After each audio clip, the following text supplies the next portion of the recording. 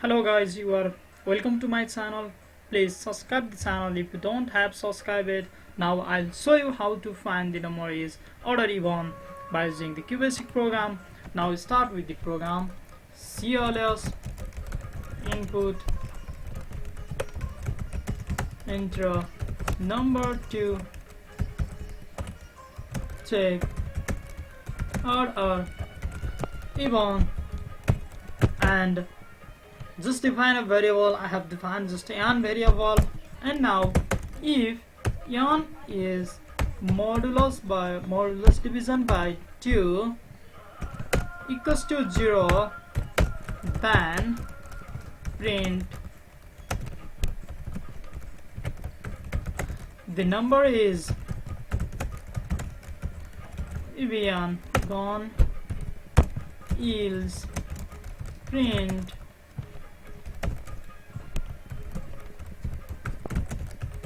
the number is odd.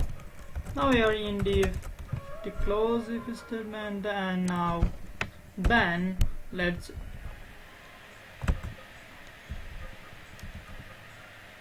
okay